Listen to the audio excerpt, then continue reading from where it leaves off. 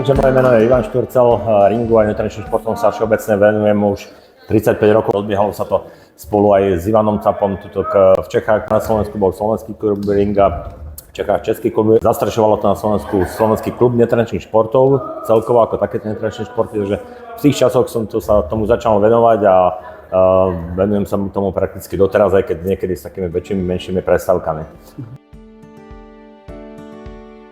Ringo na Slovensku malo v tých časoch bohatú históriu. Často sme chodili na turnaje do Čiech, na Slovensku bežala liga družstiev, bežali rôzne také satelitné turnaje, kde boli turnaje jednotlivcov, dvojiciach, trojiciach a podobne.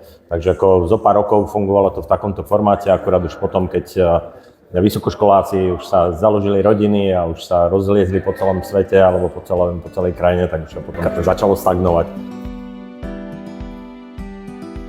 V súčasnosti sa pokúšam to ringo nejak dostať medzi učiteľov telesnej výchovy na základných školách. Spolupracujem so svojím občianskym združením, ktoré som nazval ako Klub Pampuch. Spolupracujem so Slovenskou asociáciou športu na školách a organizujeme dvakrát do roka také trojdňové workshopy alebo trojdňové také školenie týchto nutričných športov pre učiteľov. Tak v podstate robili sme to už od roku 2018 po celej republike, od Prešova až po Bratislavu, Pezinov. Snažíme sa takýmto spôsobom to ringo ešte udržať trošku pri živote a dostať to medzi tie deti a dostať to na tie základné školy.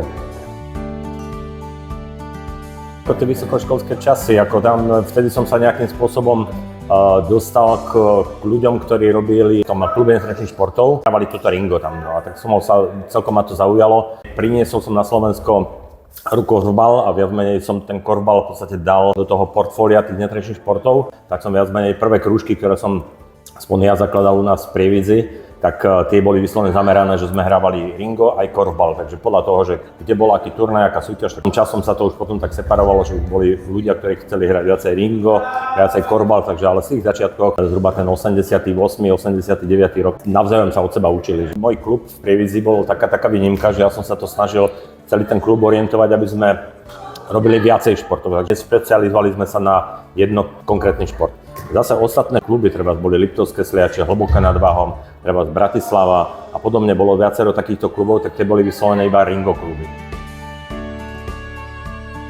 S mojím spolužiakom ešte vtedajším na vysokej škole sme sa zúčastnili na poslednej Československej univerzite, to bol myslím, že rok 1990, ktorá bola v Ostrave a tam sa nám v dvojicách podarilo uhrať priam fantastické druhé miesto, takže tu sme boli ako veľmi spokojní. V 2011 tam sme boli v Bielorusku, Minsku, tam boli majstrovstvá sveta, takže tam sme sa zúčastnili, aj keď už to tam neboli nejaké ako výsledkové, nejaké veľké úspechy, ale čo sa týka slovenského ringa, to bol ako taký náš najväčší úspech, to druhé miesto a potom účasť na tým majstrovstvá sveta v Bielorusku.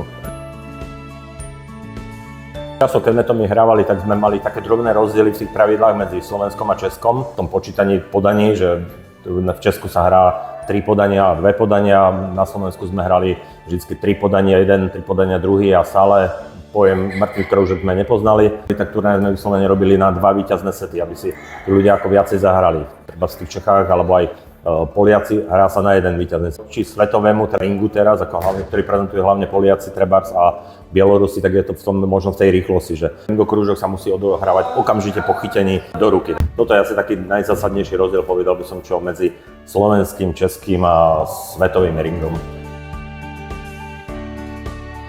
Ono v podstate pri takýchto malých športoch vždycky všetko stojí a padá na ľuďoch, ktorí sa tomu chcú venovať a majú čas na to. Skúšame to teraz z ringu ešte udržať pri živote na Slovensku tým, že učíme to tých učiteľov telesnej výchovy, aby to naučili tie svoje deti.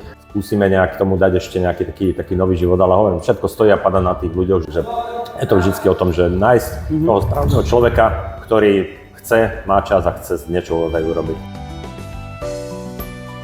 Dneska jsme tady viděli, že přijelo i spoustu jakoby mladých hráčů právě ze Slovenska, tak je určitě super vidět tady tuhle malou generaci, která potom do budoucna třeba může ringo šířit dál. Tak já teda moc krát díky, že za tohle malý interview, za ten malý vhled a popřeju vám teda hodně štěstí do budoucna s rozvojem. Ďakujem, Maja.